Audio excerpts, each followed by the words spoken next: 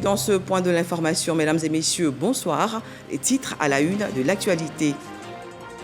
Top départ de la rentrée scolaire 2024-2025 sur toute l'étendue du territoire national.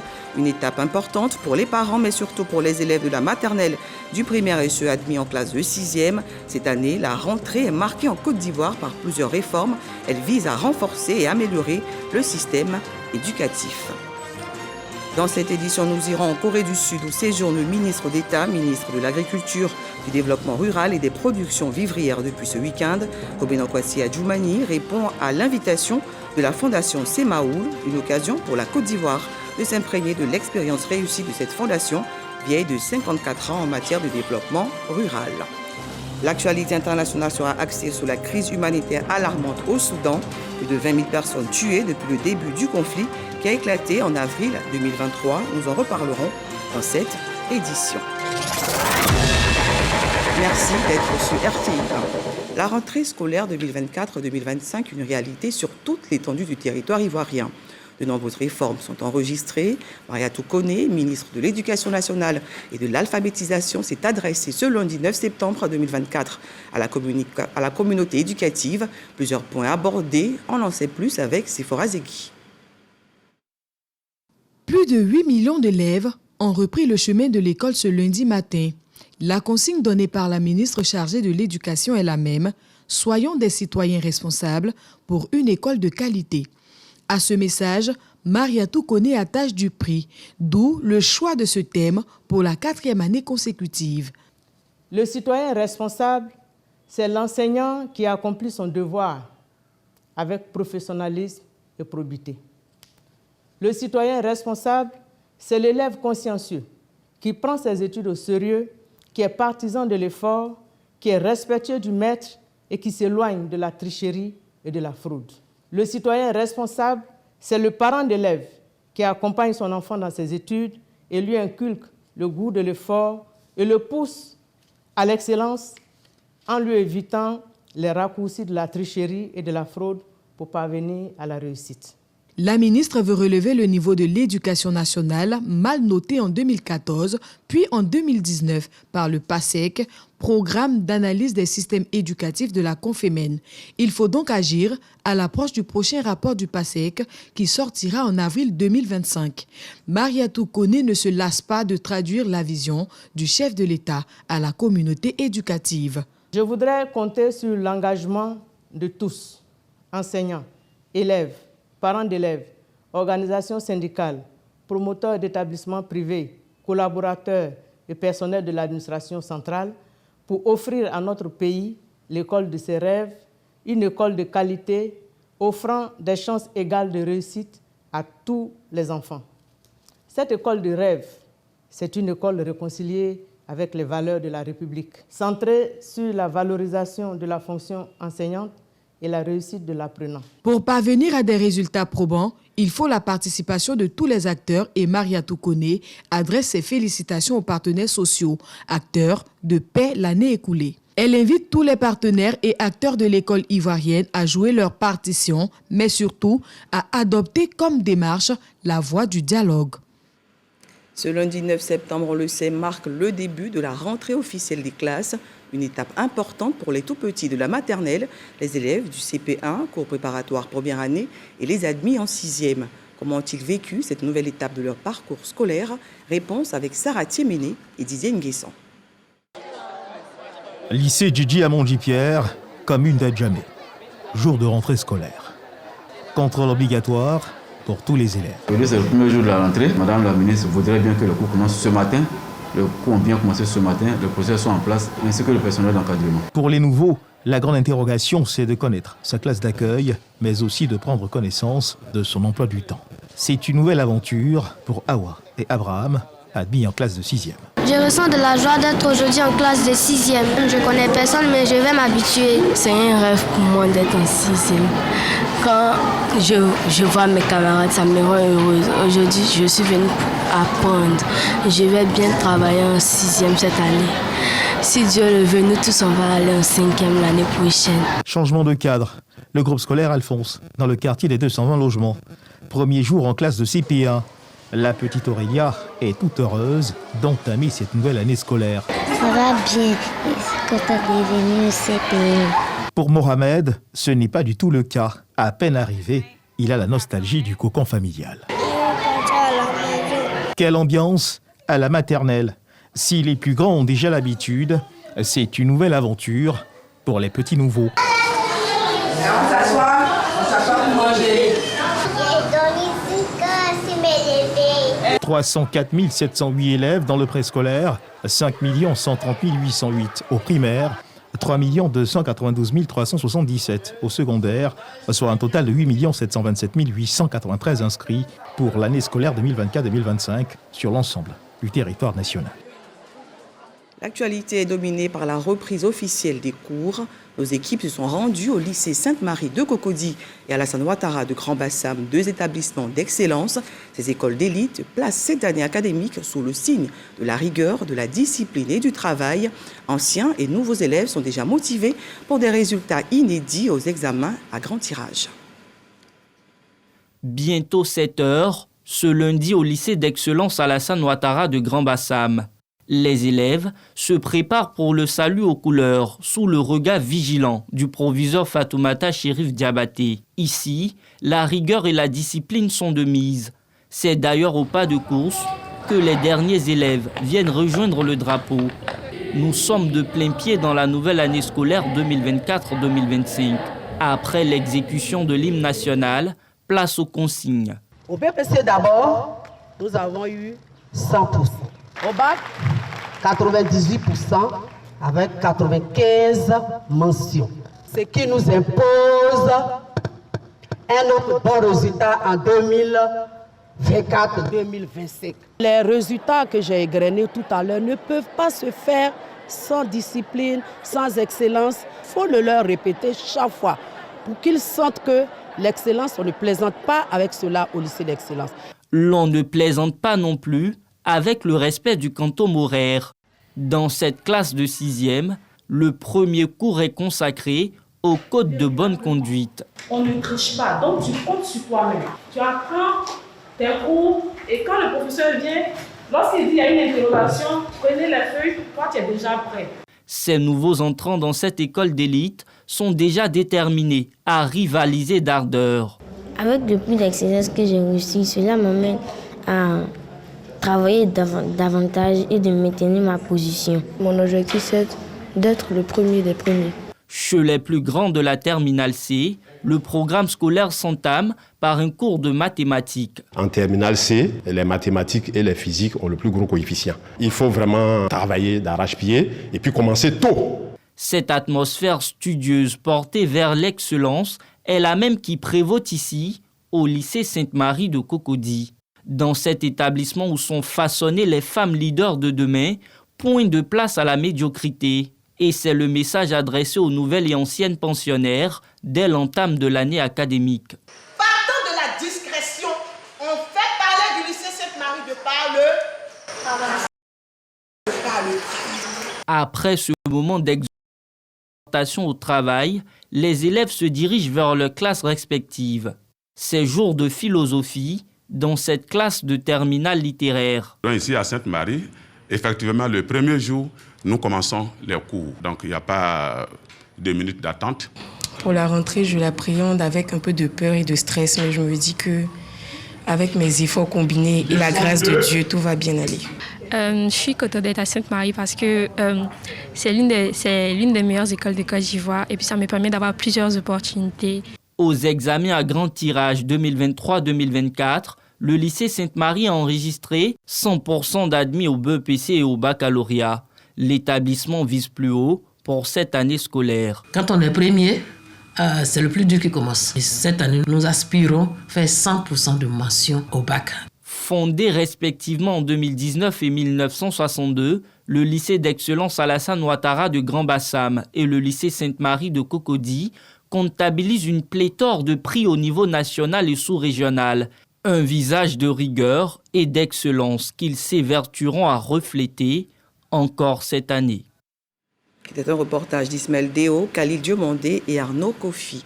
Et notre reporter Ismaël Déo nous conduit cette fois au lycée technique d'Abidjan de la commune de Cocody. Les élèves ont également repris le chemin des classes après 3 mois de vacances. Son reportage est commenté par Mama Traoré. Ça y est, la rentrée scolaire est effective au lycée technique d'Abidjan-Cocody. Pour ce premier jour de classe, enseignants, nouveaux et anciens apprenants répondent présents. C'est un effectif de 14 attendus. Ils étaient 12.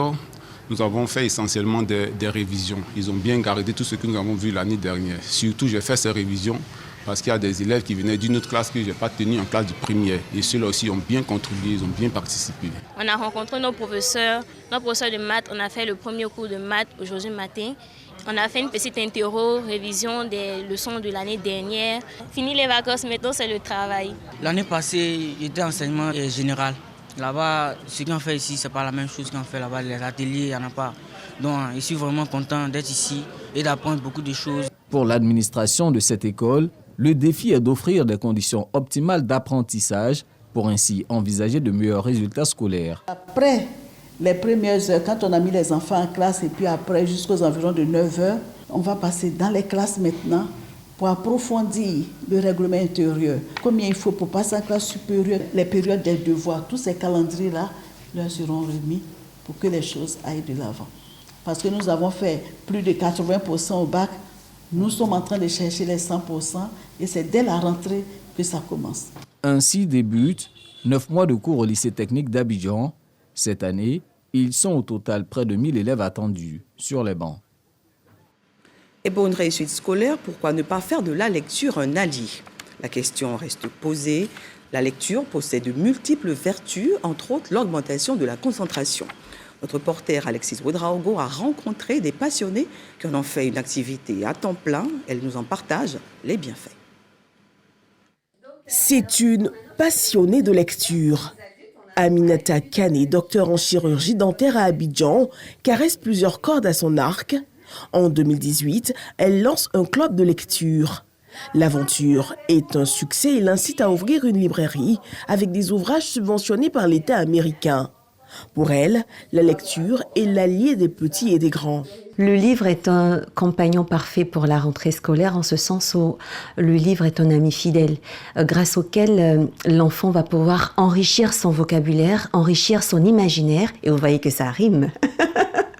Et donc de ce point de vue-là, ça va lui permettre aussi d'acquérir de nouvelles connaissances. Entre amélioration de la mémoire, augmentation de la concentration et développement du vocabulaire, le livre est un ami pour qui il faut accepter de faire de la place. En termes de lecture, il n'est pas question en fait de passer des heures à lire en une journée, mais c'est vraiment de renouer avec l'habitude de lecture, quitte à lire ne serait-ce qu'une phrase par jour. Vous savez, je lis une phrase par jour pour un livre qui en contient 365. Au bout d'1 an, j'ai fini un livre, on est d'accord. L'argument selon lequel on n'a pas le temps est un argument qui ne tient pas la route. Dans le transport en commun, lors des trajets, nous avons la possibilité de lire. Il nous suffit en fait d'aller identifier ces éléments qui sont inutiles de notre vie et qui bouffent notre temps, qu'on pourrait remplacer par l'activité de lecture. Cet amour de la lecture, Rita Dro le partage aussi avec un concept innovant, la boîte à livres. C'est un Américain qui avait perdu sa maman. Mais dans le quartier où elle résidait, elle avait pris pour habitude de distribuer ses livres à ses voisins. Et à sa mort, pour perpétuer le geste de sa mère, il a décidé d'installer une petite cabane devant la maison pour perpétuer la tradition que sa maman avait instaurée dans le quartier. Et depuis quelques années, elle a pris son bâton de pèlerin pour offrir au plus grand nombre l'accès aux livres. On désigne une responsable de la boîte à livres par quartier et celle-là recense tous les livres reçus. Celui qui a envie de lire, il vient, il choisit, parce que quand l'enfant choisit le livre, il y a moins de contraintes. Le délai d'emprunt est fixé par la communauté, ça part d'1 semaine à 2 semaines. Quand l'enfant arrive à la maison, il faut l'encourager à lire, il faut l'encourager à faire des résumés et quand il finit, il faut le récompenser. Pour cette rentrée scolaire, plus de place au prétexte, les livres sont à portée de main pour le plus grand bien de tous. Lire, une activité à pratiquer sans modération. Un tour à Aboisseau, dans la région du Sud Comoé. Dans cette ville, parents et élèves s'impliquent fortement pour une année scolaire réussie, mais avec les moyens de bord. De nombreuses familles ont choisi l'option moins chère pour leurs achats en cette période de fortes dépenses et au-delà de tout complexe. Eugène Atoubé. À Boisseau, dimanche matin, dans ce magasin de vente de chaussures au grand marché de la ville, on se bouscule pour se faire servir. Parents et élèves s'y sont retrouvés à la recherche de chaussures. Chacun selon son goût, dans ce magasin où tous les articles sont en plastique. La vedette dans cette rentrée des classes, ce sont ces chaussures communément appelées les quais. Elles s'arrachent comme de petits pains et pour cause. Comme c'est durable, il va pour aller à l'école. Ça fait moins de dépenses. Vu que les temps sont durs, que nous avons, voici ce que nous avons acheté pour nos enfants. Ça paraît que c'est bon et puis ça a dû aussi. C'est moins cher. Réduire au maximum les dépenses. Payer moins cher avec la promesse de la satisfaction du produit acheté. S'offrir des laquais à 1000 francs CFA pour le nom et l'image qui lui sont associés, le choix est vite fait. Le grand bonheur des commerçants. La quai Basi Boli, c'est les meilleurs. Il y a ça là aussi, on appelle ça la quai Real Madrid. Donc, bon, la quai comme ça, on fait ça à bon prix, 1000 francs, 1200. En cette rentrée des classes, dans un contexte de lutte contre la vie chère, parents et élèves se montrent mesurés et malins, notamment pour les tenues scolaires, bleu, blanc, kaki et robe à carreaux. C'est après une analyse comparative que les parents ou les élèves eux-mêmes opèrent leur choix, partagé entre le couturier du quartier et les vendeurs qui, eux, proposent du prêt-à-porter. Quand tu vas payer pour aller coudre là, tu sais que non, ça revient au même. C'est même prix là, mais pour ici là, on voit qu'il y a un peu de design dedans. Comme cela là, ça va plaire aux enfants. Actuellement, la situation est difficile et les parents n'ont pas l'argent. La rareté opère des choix, une vérité économique bien connue. Les consommateurs, au nombre desquels les parents et les élèves l'ont compris, ici ou là, on préfère se contenter de ce que les autres ont laissé et qui peut encore servir, moyennant peu d'argent, quand on est bon négociateur. Bienvenue à la fripe pour l'achat d'un sac ou à la librairie par terre ici. Le vendeur propose des cahiers fabriqués à partir du papier rame et cela séduit. Les rames coûtent un peu moins cher que les autres cahiers. Donc j'ai préféré prendre des rames pour la rentrée. J'ai préféré les cahiers de rame parce que c'est encore plus économique par rapport aux cahiers ordinaires. Pour la rentrée des classes 2024-2025 et comme attendu, cette effervescence pour les préparatifs en termes d'achat de tenues et fournitures scolaires. Chaque parent, chaque élève y va de sa stratégie en fonction de son pouvoir d'achat et de ses moyens financiers. En ces temps où l'argent est rare, acheter malin et acheter moins cher est pour bien de parents la meilleure option, au-delà de tout complexe. Ce reportage referme le chapitre dédié à la rentrée scolaire en Côte d'Ivoire qui, on le rappelle, a démarré ce lundi 9 septembre 2024. Direction la Corée du Sud à présent où séjourne le ministre d'État, ministre de l'Agriculture, du Développement rural et des productions vivrières depuis ce week-end. Kobena Kwasi Adjoumani répond à l'invitation de la Fondation Semaoul, une occasion pour la Côte d'Ivoire de s'imprégner de l'expérience réussie de cette fondation. Notre envoyé spécial, Hervé Blé. Siège de la Fondation Semaoul à Goumi, en Corée, le ministre d'État, ministre de l'Agriculture et du Développement rural, répond à l'invitation de la Fondation. Kobena Kwasi Adjoumani, invité à s'imprégner du succès de Semaoul. Elle a réussi à développer l'économie de plus de 36 000 villages coréens, à améliorer leurs infrastructures et à encourager leur autonomie. La Fondation a ainsi contribué au développement économique du pays. Pauvre en 1960, il est 9e mondial avec une réserve de change de 417 milliards de dollars à fin novembre 2023. Son expérience dans le développement des zones rurales, la Fondation Semaoul a choisi de la partager avec plusieurs pays africains. En Côte d'Ivoire, on maintient actuellement 4 projets Semaoul, y compris à Sangouli. La réalisation de projets Semaoul, je vous remercie vraiment pour vos efforts. La Fondation Semaoul continue de jouer un rôle actif dans le développement rural en Corée. Son expérience intéresse la Côte d'Ivoire. Elle apprécie d'ailleurs que son siège régional, couvrant 8 pays africains, soit à Abidjan. Le président de la République de Côte d'Ivoire, son Excellence M. Alassane Ouattara se réjouit et se félicite également de l'excellence des relations diplomatiques qui lient notre pays à la République de Corée. Et nous n'avons aucun doute sur l'avenir de cette coopération qui sera d'ailleurs davantage renforcée à travers la signature d'un prochain mémorandum d'entente entre mon département ministériel et la Fondation Semaoul. La Corée, aujourd'hui, un géant économique avec un développement rural réussi, la délégation ivoirienne, dira le ministre d'État, est heureuse de s'imprégner de son leadership dans le domaine. Toujours en Asie, le sommet Chine-Afrique a refermé ses portes en fin de semaine à Beijing, en Chine. En marge de ses assises, le ministre ivoirien du Commerce et de l'Industrie a procédé vendredi dernier dans les locaux du ministère chinois du Commerce à Pékin à la signature d'un accord cadre de partenariat économique pour le développement partagé. Cette convention s'inscrit dans le cadre du renforcement de la coopération économique et commerciale. Le reportage complet d'Alexis Ouedraogo dans nos prochaines éditions. Nous vous proposons à présent un communiqué de la CEI relatif à l'installation des commissions électorales, communiqué lu pour vous par Éric Goré.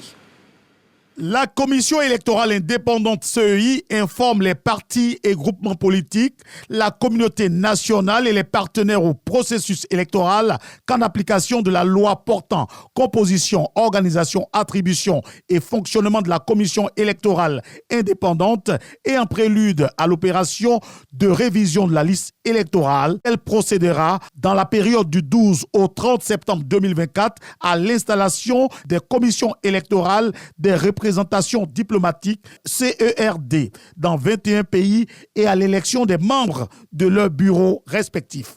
La commission électorale indépendante informe par ailleurs qu'à cette occasion, les commissaires tiendront une séance d'information avec les communautés ivoiriennes des différents pays retenus sur le processus électoral, notamment les modalités de révision de la liste électorale en 2024-2025.